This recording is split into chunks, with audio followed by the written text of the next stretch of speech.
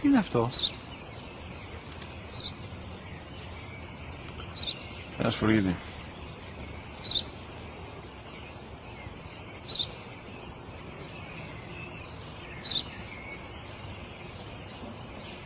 Τι είναι αυτό?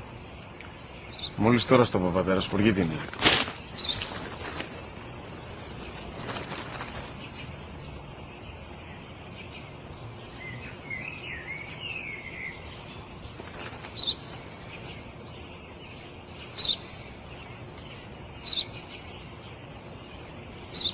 Τι είναι αυτό?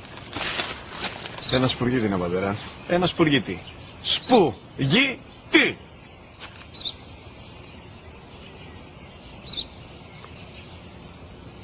Τι είναι αυτό? Γιατί το κάνεις αυτό το πράγμα, μπορείς να μου πεις? Τόσες φορές σου είπα, είναι ένα σπουργίτη. Δεν το καταλαβαίνεις. Πού πας?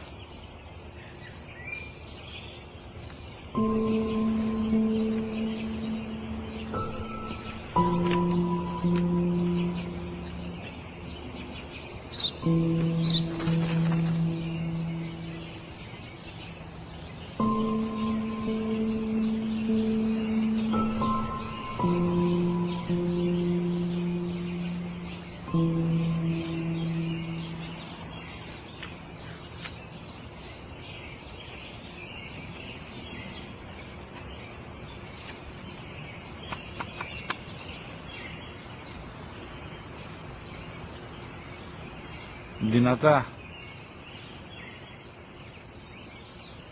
Σήμερα ο μικρός μου γιος που πριν λίγες μέρες έκλεισε τα 3 καθόταν μαζί μου έξω στο πάρκο όταν ένα σπουργίτη ήρθε και κάθισε απέναντί μας.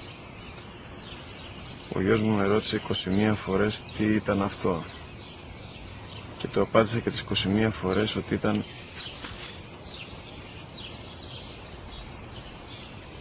ένα σπουργίτη. Τον αγκάλιασα τρυφερά και τις 21 φορές που μου έκανε την ίδια ερώτηση, ξανά και ξανά, χωρίς να εκνευριστώ, νιώθοντας στοργή για το αθώο μου αγοράκι.